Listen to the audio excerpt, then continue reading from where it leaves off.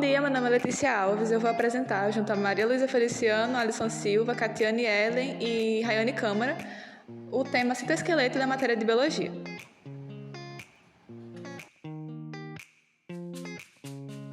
O que é o citoesqueleto? Bem, o citoesqueleto é uma rede de fibras proteicas que fica localizado no citoplasma das células e, no caso, ele fica jogado no citosol, que é o líquido que envolve o citoplasma.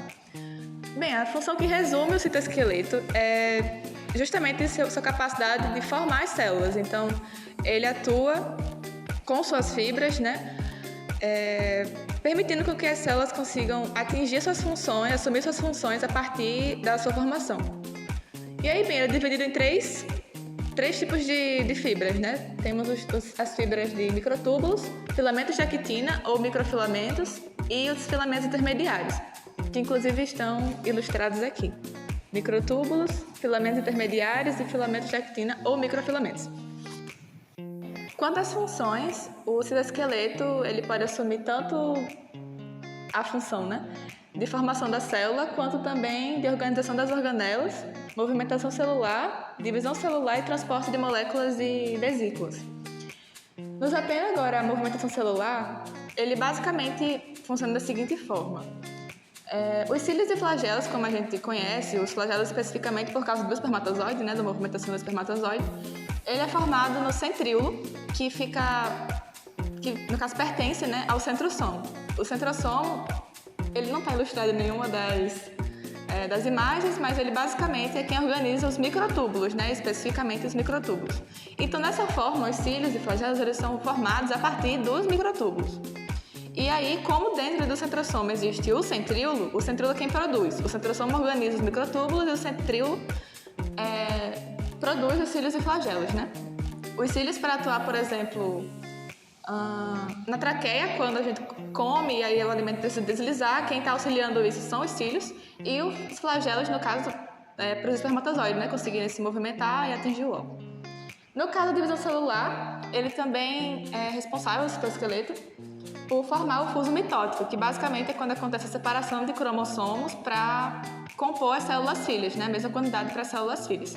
Quem auxilia isso também é o citoesqueleto, por meio de suas fibras. A organização das organelas se dá também pelo citoesqueleto, porque é ele quem auxilia as organelas a conseguirem interagir entre si. Então, por exemplo, quando o retículo endoplasmático ele precisa interagir com o complexo de Golgi para transmitir suas vesículas, né? Ele faz por meio de orientações, claro, para acabar interagindo com a mitocôndria, e isso se dá por causa das fibras de proteínas, né? Quanto às imagens, né, para ilustrar justamente o que eu estou explicando, eu trouxe essa primeira, que basicamente é a visão da célula seccionada. Então, imagina a célula completinha, né, meio redonda, e ela foi seccionada no meio para ter essa visão aqui. Bem, aqui temos algumas organelas, né, dispostas no citoplasma, e temos o próprio citoplasma, mitocôndria, membrana celular, retículo endoplasmático rugoso, o liso, ribossomo, centríolo e núcleo.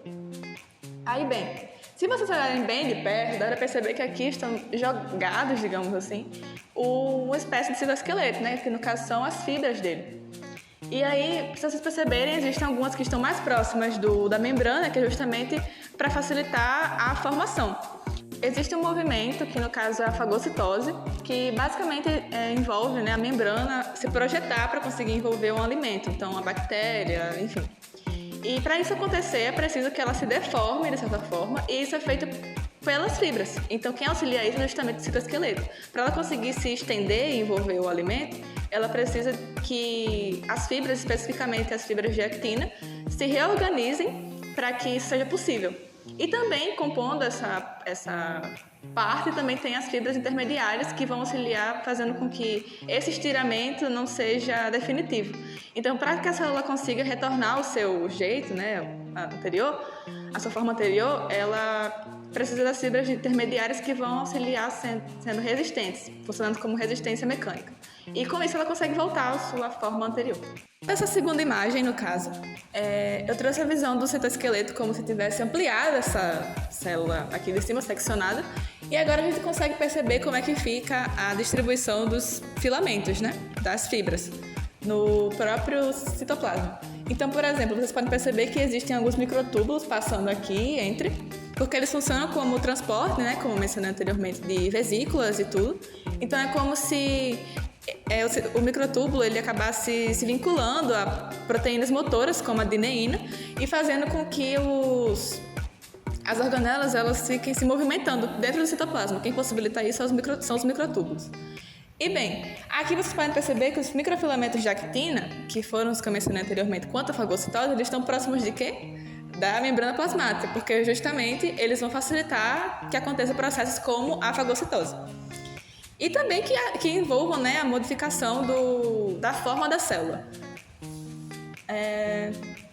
E é isso. Bom, agora eu vou falar sobre as funções gerais dos microtúbulos. Eles são fundamentais para o transporte de vesículas, proteínas e organelas e também têm extrema importância para a divisão celular, visto que formam o fluxo mitótico. Eles também são de extrema importância ainda mais porque fornecem suporte a estruturas como cílios e flagelos, ou seja, como no corpo humano, a gente tem nosso esqueleto que protege das suas... Nós temos nosso esqueleto que fornece proteção dos nossos órgãos internos, possibilitam a nossa locomoção, entre outra gama de fatores. E assim acontece com os microtúbulos. Eles dão essas funções às células, como a gente já está abordando desde o começo até o final desta apresentação.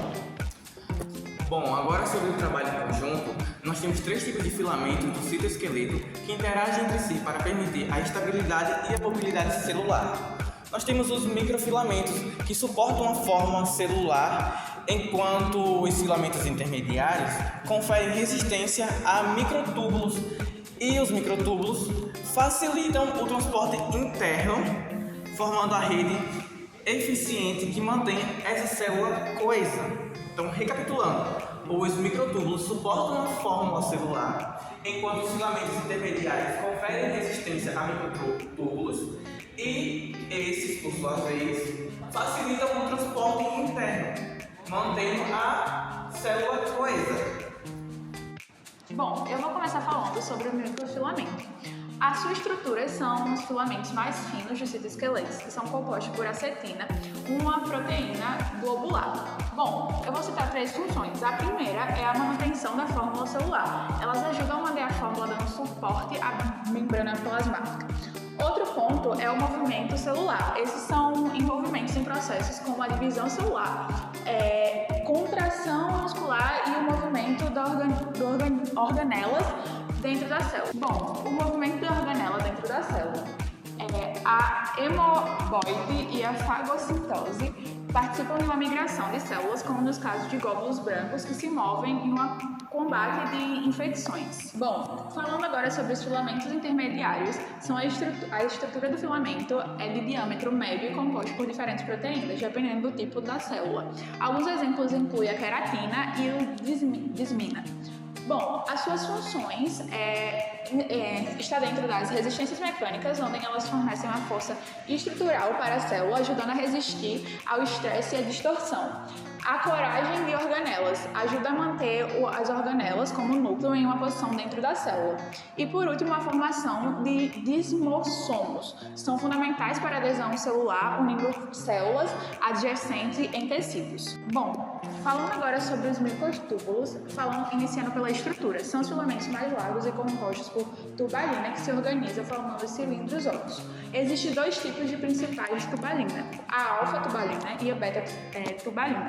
Bom, agora falando um pouco sobre a função, uma das primeiras funções é a estrutura e organização. Os microtúbulos servem como trilhos de transporte de organelas, vesículas e proteínas dentro da célula.